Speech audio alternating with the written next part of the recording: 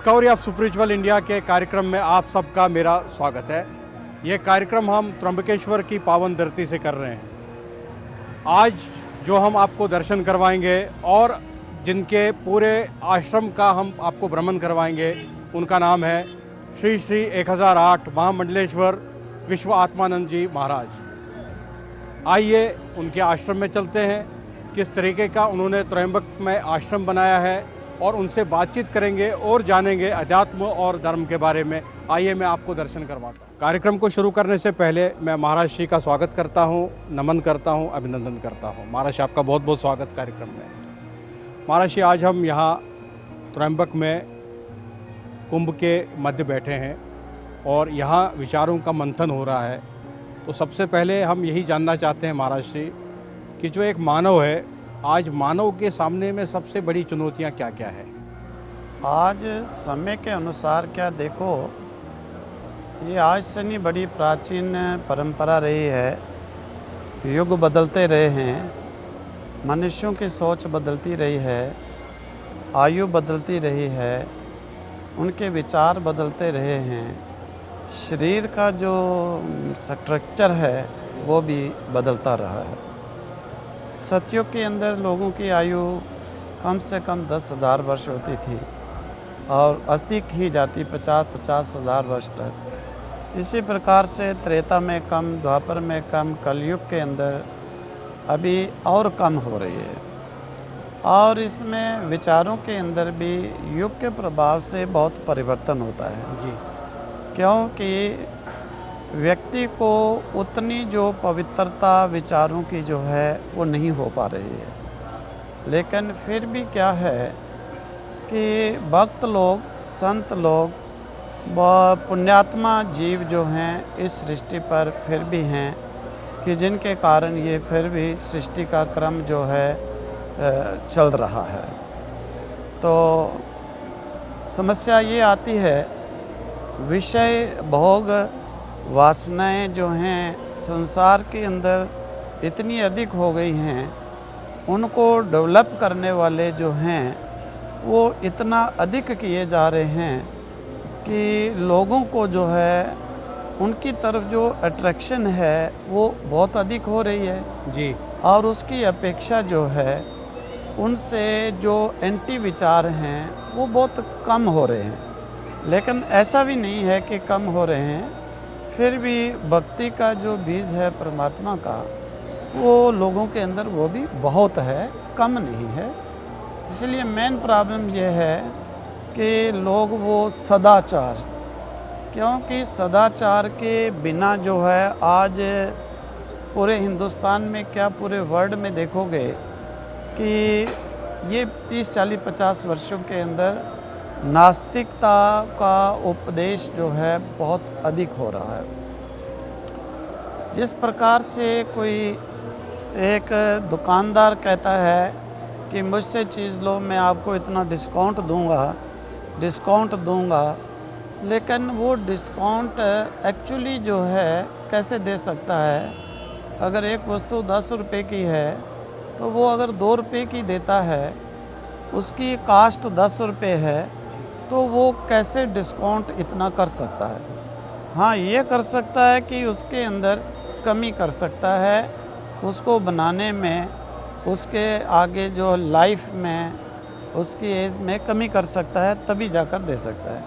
इसी प्रकार से धर्म के अंदर भी बहुत से लोग आजकल ऐसे हो गए हैं कि वो लोगों को गुमराह भी करते हैं।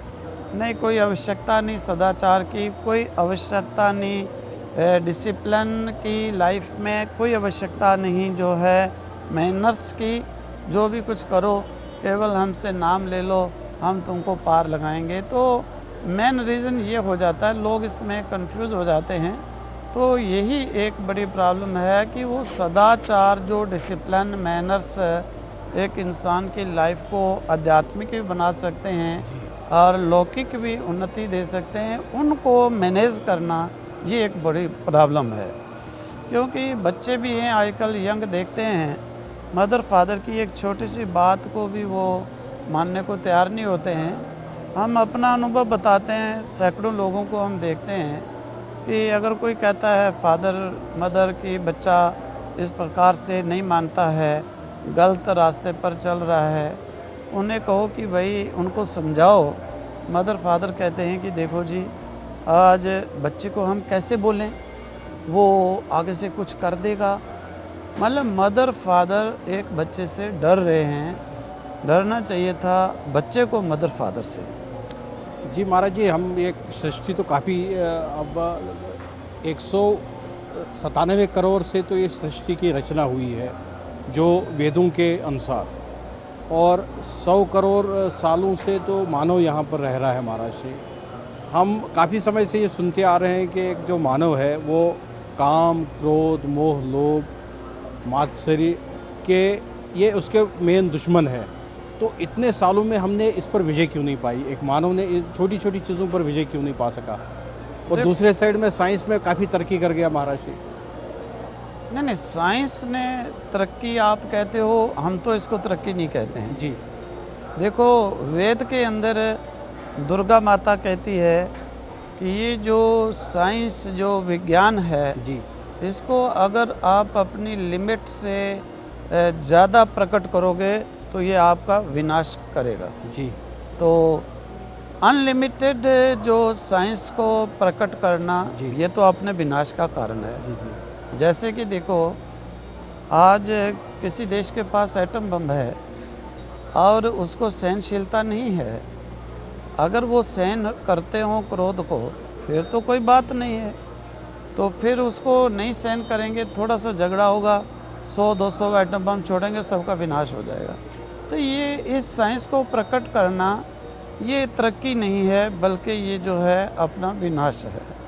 तो ठीक है, साइंस वाले इसको अपना उन्नति कहते हैं, लेकिन शास्त्र के अंदर, वेद के अंदर इसको जो है विनाश के लिए कहा है। हमको जितना साइंस को डेवलप उतना करना चाहिए कि जो इतना हम लोग उसको सहन कर सकते हैं, कंट्रोल कर सकते हैं। जी। आज मनुष्य के पास इतना गुस्सा है, इतना क्रोध है, 2-2 साल के बच्चे देखोगे जरा सी बात पर सिर पटक मारते हैं, फाड़ देते हैं।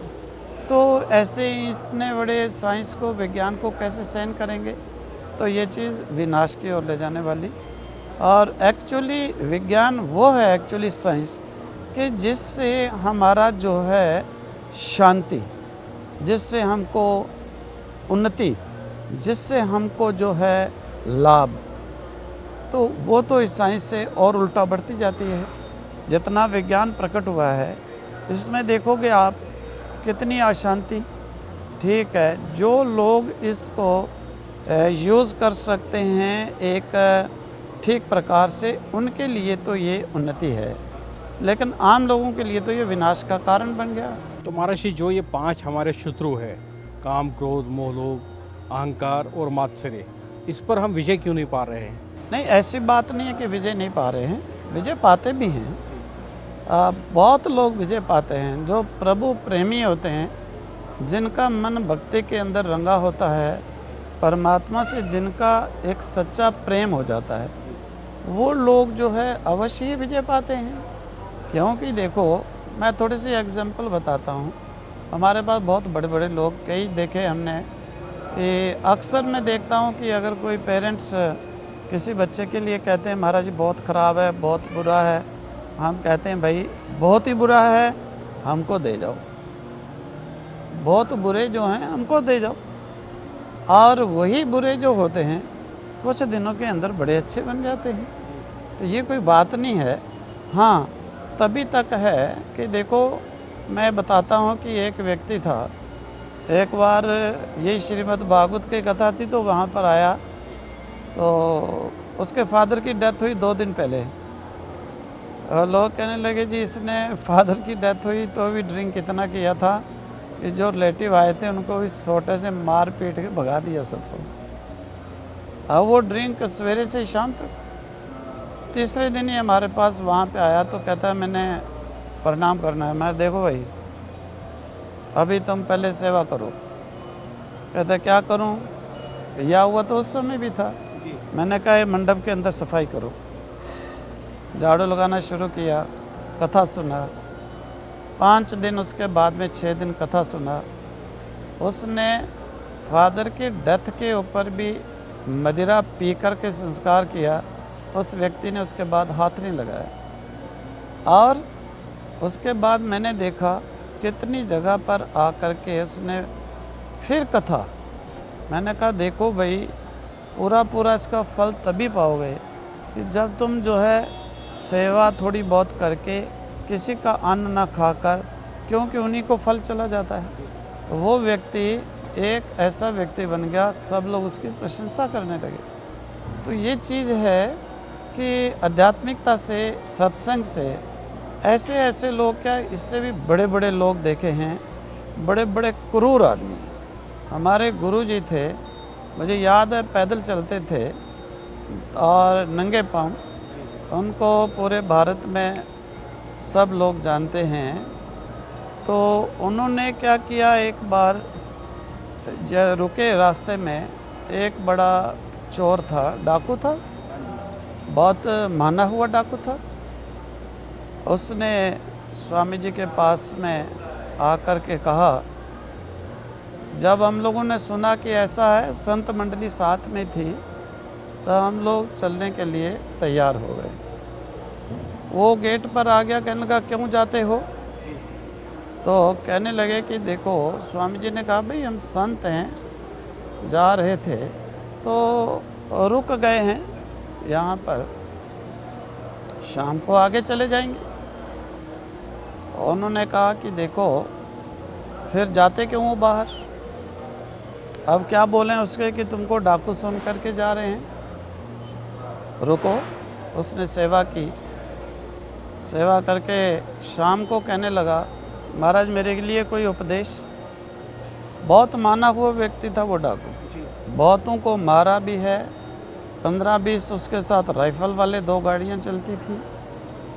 स्वामी जी ने कहा देखो भाई, कब तक तुमने ये ठेका लिया है कि मैं यही क्रूर कर्म करूँगा, पाप कर्म करूँगा? कहने लगा उपदेश दो। स्वामी जी ने कहा आज के बाद कुछ नहीं करना, 1 घंटा रोज़ रामायण पढ़ो। रामायण सिखाती है लाइफ के जीने के लिए कैसा। तो फिर जो है उस दिन से 4 साल के बाद में वही व्यक्ति मिला कि बस मंदिर बनाकर उसी में रहता रहा, घर में भी नहीं गया, और रामायण का पाठ रोज़ 1 घंटा, और सब काम छोड़ दिया। तो काम, क्रोध, लोभ, मोह जीवित व्यक्ति के पास तो होते ही हैं, कहाँ जाएंगे? लाइफ बिताने के लिए, जीवन चलाने के लिए तो रहेंगे ही, लेकिन सत्संग से, संतों के उपदेश से व्यक्ति इनके ऊपर विजय पा लेता है, और कोई भी मेथड नहीं है इनके ऊपर विजय पाने के लिए। तो ये कमी है थोड़ी आध्यात्मिकता की। अगर हमारे, देखो आज मैं देखता हूँ कितनी जगह पर बातें आती हैं कि बच्चे लोग अपने पेरेंट्स को तू करके, यार करके, और आगे से कैसे उल्टे जवाब दे करके बोलते हैं। ये क्या रीज़न है कि हमारा एक पेरेंट्स के लिए स्टूडेंट को, बच्चे को जो एक रिस्पेक्टेबल जो वाणी थी, वो उसका उपदेश देने वाला नहीं है। अगर इंडिया के अंदर बड़ी भारी प्रॉब्लम यही है कि इस प्रकार का उपदेश अगर उनकी एजुकेशन में रखा जाए कि देखो, माँ बाप के अगेंस्ट इस प्रकार से थिंकिंग से आप लोगों को बाद में रिज़ल्ट ये मिलेगा कि आपकी भी संतान ऐसी होगी, आपको दुख होगा, तो चेंज आ सकता है, अवश्य आ सकता है। जी, महाराज जी के साथ में इस सत्र में अभी तक हमने जो चर्चा की, हमने ये जाना कि एक मानव के समक्ष इस वक्त कितने चैलेंजेस है, और महाराज जी ने ये कहा कि जो काम, क्रोध, मोह, लोभ, अहंकार, मात्सर्य है, उसका एक ही मात्र उपाय है, वो है आध्यात्मिकता। आध्यात्मिकता से एक आदमी ट्रांसफॉर्म हो सकता है, उसमें एक चेंज आ सकता है। और महाराज जी ने ये भी कहा कि अगर इसकी शिक्षा पहले से ही हम अपने क्यूरिकुलम में डालें, एकेडमिक्स में डाल दें, तब उसके साथ में भी एक वैल्यू सिस्टम इनकलकेट हो सकता है। महाराज जी के साथ में ये चर्चा जारी रहेगी। यहाँ हम एक छोटे से ब्रेक के लिए रुक रहे हैं।